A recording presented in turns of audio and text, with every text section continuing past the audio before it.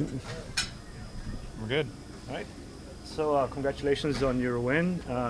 Now you had been coming off a three-fight losing streak, unfortunately for you. And how do you feel about the UFC having enough faith in you, and also allowing you to come back under a different weight class to come back and put on the performance you did tonight? Well, I feel great, that they definitely put that faith in me, that that I'm always going to do better, because in previous fights I did show that I'm always exciting. I try to leave it all out there, and it's just unfortunate how the other fights went.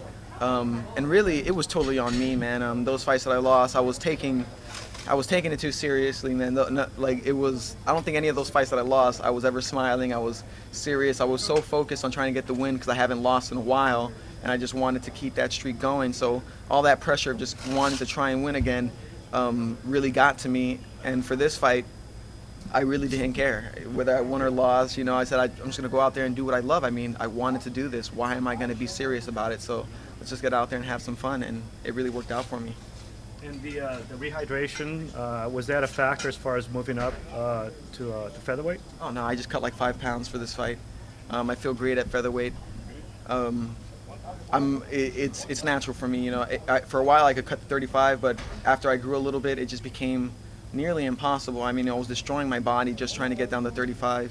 So I said, forget it. I'll fight at a higher weight class, and I'm always used to being the faster guy, and because these guys are fast at 35, and they can really place their punches in and a lot harder. I feel like I'm getting hit not as hard at 45 than I am at 35, just because I'm more planted at 35, where I can move off and take these glancing blows, and I definitely feel a lot more healthier. So as long as I feel good, I'm going to perform good, right?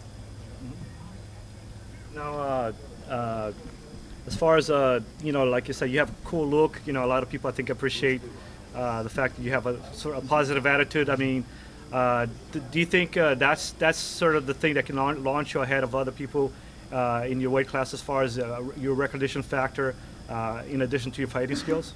Well, definitely. I'm a memorable character. Some people use the word immortal. Like, I'm just a face that's there. That you can recognize, and not only that, I think what really helps me, get along with people, and people like to watch me go at it, is that I'm a very approachable guy. I'm not like a regular fighter, who looks intimidating. Oh, I don't want to approach him. Maybe he might punch me in the face. I look like any regular old Joe. Especially if I have like loose-fitting clothes on. I don't look. I'm unassuming completely. I don't look threatening whatsoever. So I think in being more of a relatable character, helps helps me get more fans and people, and I guess enjoy me in that sense, because they're like, oh man, here's a guy that looks not similar to me. I can probably get out there and do something like that. And also, I'm a character, so I don't go out there as the same generic fighter. I'm my own individual. I try not to be anybody else or a second-rate version of everybody else. I just try to be myself, and it's the most that I can ask for.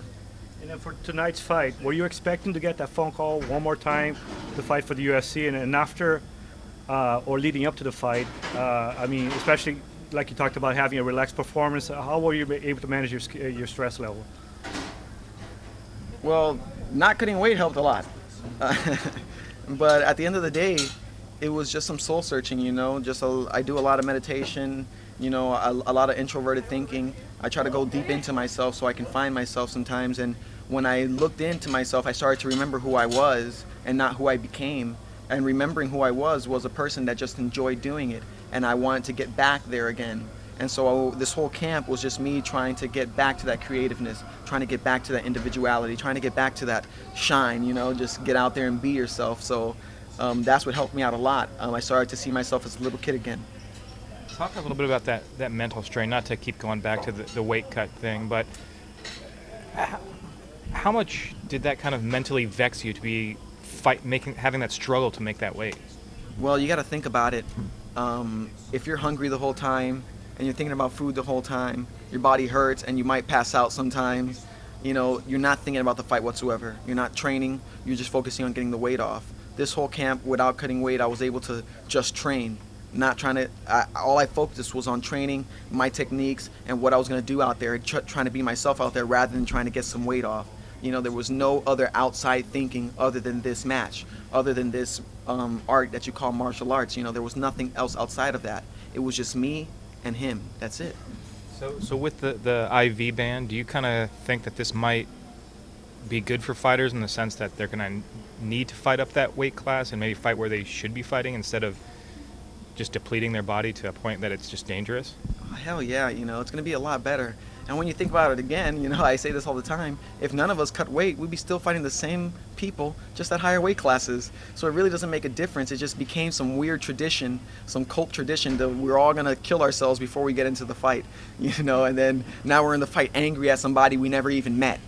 I can't be mad at you. I'm sorry. I'm going to beat you. I want to win. I'm going to take it from you, but at the same time, I don't know you. I respect you, but I'm going to try and win. That's all. It's a sport, At the end of the day, it's not necessarily real fighting. It's a sport. What are your thoughts on maybe bringing weight classes closer together if they were only 5 pounds apart instead of 10 or 15? That will make for... Oh man, that would be weird. I can't really tell you what that would be like. I've been used to doing it for so long like this. It'll definitely make the weight classes easier to go through. There'll be less people in every weight class, so there'll be less competition. Like for some, like 35, 45s are stacked weight classes. Those weight classes have like a deep end of people that you have to run through before you even get a chance at something great. So it could make it for a more challenging as well as unpredictable fights, I guess. But do you think it's something that would deter people from maybe making huge weight cuts? Yeah, definitely. More weight classes, people can find a weight that's more natural to them and fight at that weight class. Do you think this is your natural weight class? Yeah, for sure. If I only got to cut 5 pounds, that's just water weight. I just got to sweat a little bit in the gym and that's it. I'm good. Do you find a fight like this, it's really a dangerous cat and mouse because you zoom in, he zooms in, and someone accidentally throws a punch at the right time. So are those fights scarier because you're in there and you're like, okay, I got to make this move or else I can't bait him into coming, but if I walk into an elbow. So is it scarier for you to have that, all right, my fast reflexes really need to be fast on this kick? As in a fast-paced stand-up battle? You're going and he's going and it's just... Well, for me, that's where I glow, man. That's where I'm at home. I feel so comfortable there. I trust in my reaction time. I trust in my reflexes. So when I'm there, I feel naturally at home. I like to play that cat and mouse game. That is the game that I put people in. I'm the one who forces you to play that cat and mouse game with me. The game that I hate to play is the grindy game and whatnot. I mean, I've learned to embrace it ever since I moved to the lab and we started building up and filling in those holes that I was lacking, as such as like ground game wrestling and cage dominance. But other than that, I love that cat and mouse game. That's totally where I'm at. Have you ever, because when I see you smile and you're relaxed, I'm like, that's wonderful. Have you ever asked other fighters or sparring partners how it affects them? Because I watch and I'm like, the balls on this guy. Do you ever, when they throw their hardest punch and you smile at them, have you ever asked them like, hey, how'd that feel? Or how do you think it makes them feel?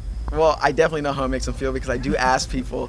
They think that I'm mocking them, that I'm, like being a dick in lack of a better term, but really I'm smiling because I'm really enjoying myself, And when I'm really enjoying myself, I'm 100% there at the fight, Like, for instance, if you ever played a sport and you're not really into it, you're not aware of it, and then you just hate it, and then you're angry for no reason, and you miss a whole lot of, plays and whatnot, miss a lot of techniques. But when you're actually enjoying yourself, you're kind of like in that moment. It's like a streamline that you're just riding and coasting on. So I do know how it makes people feel. And I had to get over that, because I didn't want to be the person that people just disliked because they thought I was mocking them. I had to get over that. If that's the way you feel, then I'm sorry. I can't help the way you feel. Feel that way if you want, but I'm doing this, and I know why I'm doing this, and it has nothing to do with whatever you're thinking about, so fuck you. Jordan stuck his tongue out. It happens. How about when you've moved different gyms? You were in New York with Henzo. You had Kira you've done all these things. How do you know when you find a good home? When you're like, this works for me? Because everywhere you go, you want to stay positive and say, oh, this is a good gym. How do you actually know, like, this is where I should be? Well, I've been to a lot of gyms, and I love bouncing around gyms just because there's so many different techniques to learn, so many different people to meet, and so many ways of doing the same thing, which is the beauty of any type of art form. But when I know that I found a good place is when you have that family-orientated feeling, where I'm here for you and no matter whatever's going on, you're going to be there for me in that sense. And I know that's true. A lot of different gyms, they're very business-like. I'm coming here to work. I'm all about me, and you got a lot of, testosterone, just flowing around the room, and in a bad way, false machismo, so to speak. But when I like the gym at the lab, it's just everybody's there for each other, and nobody takes a day off, and also I think what's the biggest part of that is the work ethic. No matter if I win a fight or lose a fight, I'm back at the gym the next day, because this is not a sport that I want to play, like the whole picture of it. I mean, the UFC is a sport, but it's not a sport I play. This is a lifestyle that I live. And if I don't do it one day, I'm going to feel awkward. I'm going to feel weird. And not only that, if you were there for me in my camp, in my training sessions, I will feel ashamed if I wasn't there for you. And people that have that like-minded way of thinking are the people that I want to be around, that we're here to help each other. If I help you and you help me, there'll be nobody left without help, right? Do you have any unfinished business or anybody in your radar right now? No, not really. No, I'm just taking one fight at a time, get in there and just enjoy myself. No, nothing on the bucket list. Locations, types of opponents. I mean, right? Types of opponent? I can't say, man. I'm one of those guys that's at home gardening and playing guitar and doing other stuff. I don't even watch this stuff. I don't even watch fighting. I don't know 90% of the fighters that fight in the UFC. People, and I guess I should, but I'm not about that. I don't watch sports. I hate sports. I hate watching. I just hate TV, period, So I really can't tell you if there was a person, I didn't watch him enough to know if I wanted to fight him or not. So I can't tell you that. Good. Yeah, thank you, man. Thank you.